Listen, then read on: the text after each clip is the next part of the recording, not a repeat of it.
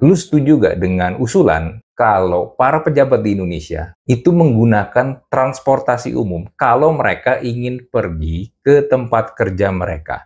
Begitu pula kalau mereka pulang dari tempat kerja mereka. Jadi nggak pakai mobil dinas, nggak pakai mobil pribadi, dan juga nggak pakai pengawalan dari patwal yang bunyinya kayak begini.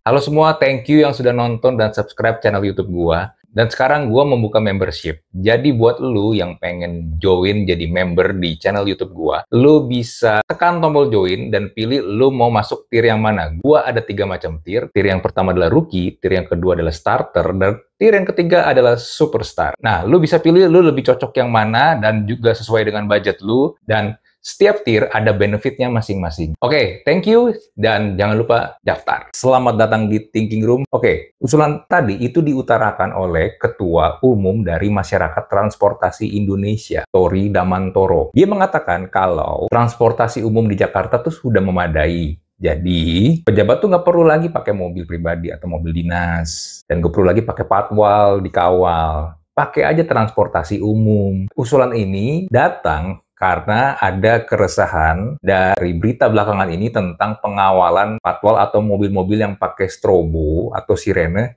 yang bisa dibilang arogan.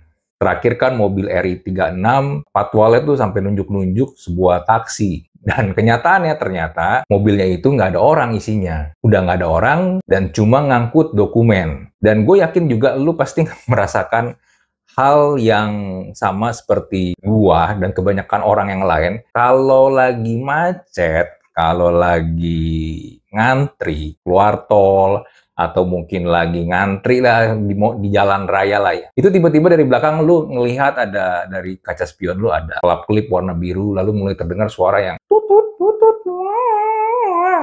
Lu tuh pasti sebel kan? Udah tahu lagi macet ya. Udah tahu lagi nggak gerak, tapi ada aja iring-iringan yang pengen maksa lewat. Udah gitu, jalannya sempit lagi. Jadi celahnya tuh bener-bener ngepas banget, tapi ini rombongan nih masih pengen maksa aja lewat. Dan kadang yang menyebalkan adalah, ternyata tuh nggak arjen-arjen amat rombongan itu lewat. Dan bahkan kadang-kadang, yang lewat pun juga bukan pejabat yang emang punya kepentingan darurat. Bahkan kadang-kadang yang lewat itu plat nomor nggak jelas. Plat nomor biasa, sipil, yang nggak tahu kenapa mereka buru-buru banget. Mungkin di antara rombongan itu ada yang kebelet berak. Ya, mungkin, kan nggak tahu. Tapi itu maksa banget gitu untuk lewat.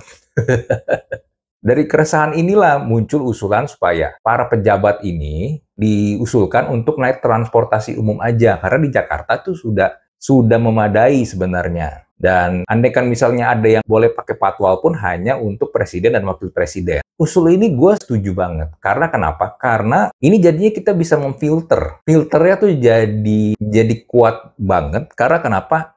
Ya karena jadinya kita tahu kalau misalnya ada patwal, ada yang rombongan yang mau lewat pakai strobo atau sirene, kita masyarakat yang lagi ngantri nih di jalan, kita tahu yang lewat itu kalau enggak presiden atau wakil presiden, bukan lagi orang atau pihak lain, atau mungkin yang menyalahgunakan kayak yang tadi gue bilang plat nomor biasa sipil tapi pakai patwal.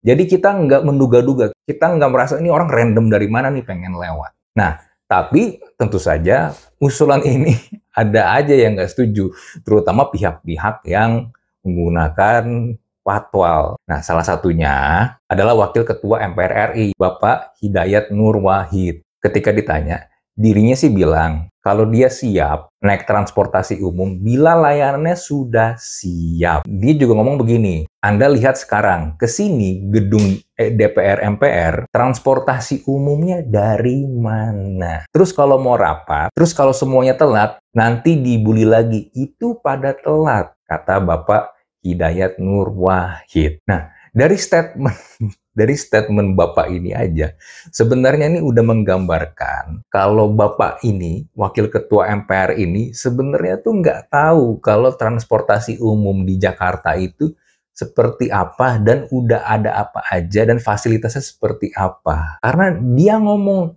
emang kalau mau ke gedung DPR MPR, transportasinya tuh apa? Dari mana? Padahal Padahal kalau lu lihat di gedung DPR MPR ya, di belakangnya kan, dan ada pintu masuk buat ke gedung DPR MPR nggak jauh dari stasiun kereta api Palmera. Lalu juga ada halte Transjakarta. Nah, dengan pernyataan dia kayak begini, dia tuh gue yakin dia pasti nggak tahu tuh kalau ada stasiun kereta di situ. Dia pasti nggak tahu juga ada halte busway atau ada angkutan-angkutan umum yang sebenarnya tuh banyak yang lewat situ. Dan kalau dia pakai alasannya, kalau mau rapat nanti takut telat, nanti juga dibully, gini loh. Itu kan sebenarnya juga ketakutan dari masyarakat yang mau berangkat kerja, yang mungkin mau meeting di kantornya, mau meeting sama klien. Mereka juga takut telat. Kalau Bapak ini bilang takut dibully, takut telat dan takut dibully, masyarakat yang kerja di kantor ini, apalagi yang statusnya masih karyawan, belum business owner, mereka takut telat tuh bukan karena nanti dibully, tapi karena nanti dianggap kinerjanya nggak baik, kena SP, lalu bisa dipecat karena telat mulu. Makanya banyak masyarakat kita, apalagi yang tinggal di luar Jakarta, di pinggiran Jakarta, tapi kerjanya di tengah kota Jakarta, itu berangkat kantor bisa dari jam 4 pagi, atau bahkan ada yang lebih pagi lagi. Karena kenapa? Karena saking mereka tuh nggak pengen telat. Makanya mereka berpikir, mending gue datang pagi sekalian, biar juga nggak terjebak macet. Itu loh, itu sebenarnya juga ketakutan banyak masyarakat, Pak. Dan banyak masyarakat itu tidak beruntung punya kendaraan pribadi.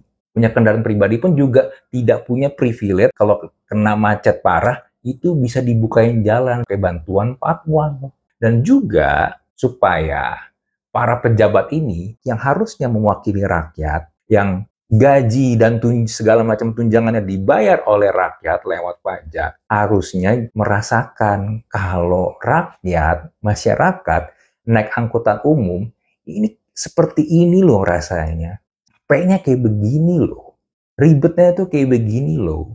Supaya nanti para pejabat ya harusnya juga jadinya ikut ngerasakan. Kalau lu nggak pernah merasakan gimana perjuangan dan nggak enaknya naik angkutan umum, ya of course nanti kebijakan-kebijakannya jadinya nggak napak tanah, nggak nyentuh tanah. Karena pengambil kebijakannya nggak pernah ngerasain gitu. Nah, itu sebenarnya concern kita, Pak.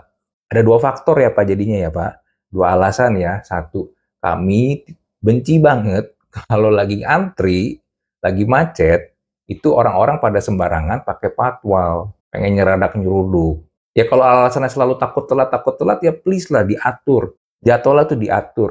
Kan nggak semua acara itu kan harus didatengin. Secara seremonial harus datang, harus ada kata pembukaan segala macam. Bisa juga kan lewat digital. Sekarang zaman udah canggih. Atau kalau sekedar meeting, meeting juga bisa lewat digital. Nggak harus datang secara langsung. Kalau memang jadwalnya tuh padat banget. Nah, lalu juga ada tanggapan yang menarik dari Menteri ESDM kita, Bapak Bahlil. Dia bilang gini, tolong kasih tahu kepada pengamat itu, kalau menteri, saya Bahlil, jangan ajari saya naik angkutan umum. Karena saya kondektur angkot 3 tahun di terminal, jadi sopir angkot 2 tahun waktu SMA. Kuliah juga bawa angkot. Jadi, Pak Bahlil ini merasa dia udah paham banget nih tentang skena perangkotan. Makanya dia bilang, jangan ngajarin dia soal bagaimana caranya naik angkutan umum. Nah, cuman kan poinnya gini, Pak. Poinnya tuh bukan Bapak pernah jadi kondektur atau sopir angkot. Nah, tapi poinnya gini, Pak. Kalau memang Bapak benar pernah jadi kondektur dan pernah jadi sopir angkot, boleh dong Bapak yang kasih contoh ke teman-temannya atau mungkin tim di kementerian Bapak yang jadi penumpangnya di belakang tuh. Nah, biar jadi contoh gitu, Pak. Biar biar orang tuh ngelihat, oh ternyata Menteri ESDM nih bisa nyopir angkot dan emang naik angkot kalau ke tempat kerja tanpa pengawalan. Kasih contoh kayak gitu, Pak. Biar masyarakat juga, wah ternyata Pak Bahlil memang luar biasa ya, gitu, Pak.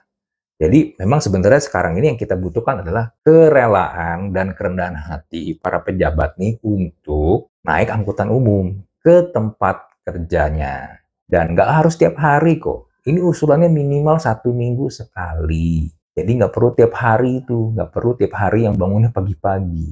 Dan sebenarnya juga gini, kalau misalnya program ini akhirnya jadi dijalankan nih ya, gue yakin pasti ada tetap protokolernya, pasti tetap ada tim yang ngikutin para pejabat ini, apalagi kalau levelnya sekelas menteri. Karena nggak mungkin juga sih kalau menurut gue dibebasin begitu aja, jalan sendiri dari rumah naik angkot. Karena juga ya ada faktor keamanan lah.